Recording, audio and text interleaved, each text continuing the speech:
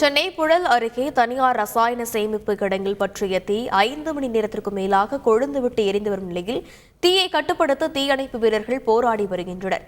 இது பற்றிய மேலும் விவரங்களை செய்தியாளர் பாஸ்கர் வழங்கிட கேட்கலாம். வணக்கம் பாஸ்கர், தற்போதைய நிலை அங்கு எப்படியாக இருக்கிறது? தீயானது எவ்வளவு கட்டுப்படுத்தப்பட்டிருக்கிறது தற்போது வரை?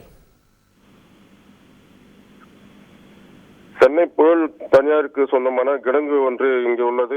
இங்கு பிளாஸ்டிக் மற்றும் ரப்பர் தயாரிப்புக்கான மூலப்பொருட்கள் எலக்ட்ரிக் சாதனங்கள், மூலப்பொருட்கள் சாதனங்கள் உள்ளிட்ட பல்வேறு வகையான பொருட்கள் சேமித்து வைக்கப்பட்டுள்ளது.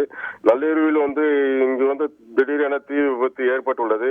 தீயானது மலமளவென பற்றி கொழுந்துவிட்டு எரிந்து வருகிறது. சுமார் 6 மணி நேரத்துக்கு மேலாக எரிந்து வருகிறது. இது குறித்து அளிக்கப்பட்ட தகவலின் பேரில் செங்குன்றம், அம்பத்தூர், ஆவடி, விவசாயப்பாடி, அம்பத்தூர், பரம்பூர், செம்புலியம், கொளத்தூர் உள்ளிட்ட தீயணைப்பு வீரர்கள் இங்கு சுமார் 50க்கும் மேற்பட்ட தீயணைப்பு வீரர்கள் தீ அணைக்கும் பணியில் ஈடுபட்டு வருகின்றனர். சுமார் தீயை அணைக்கும் பணியில் ஈடுபட்டுள்ளனர். தண்ணீரையும் ரசாயன நூறையும் பீச்சி அடித்து தீயை அணைக்கும் பணியில் மும்முரமாக ஈடுபட்டுள்ளனர். மேலும் அங்குள்ள கெமிக்கல் பொருட்கள் உள்ள டேங்கர் மீது ரசாயன நூறை பீச்சி அடித்து பாதுகாப்பு பணியில் ஈடுபட்டு வருகின்றனர். மேலும் அருகில் உள்ள வீடுகளுக்கு தீ பரவாமல் இருக்கும் வகையில் பாதுகாப்பு நடவடிக்கைகளை தீயணைப்பு வீரர்கள் மேற்கொண்டு வருகின்றனர். ரப்பர் தயாரிக்க பயன்படுத்தும் மூலப்பொருட்கள் எலக்ட்ரிக் பொருட்கள் என்பதால் எளிதில் பற்றி கொண்டு தீ வேகமாக எரிந்து வருகிறது.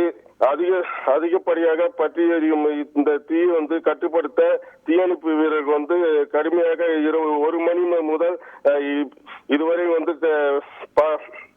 தீயை கட்டுப்படுத்த போராடி வருகின்றனர்.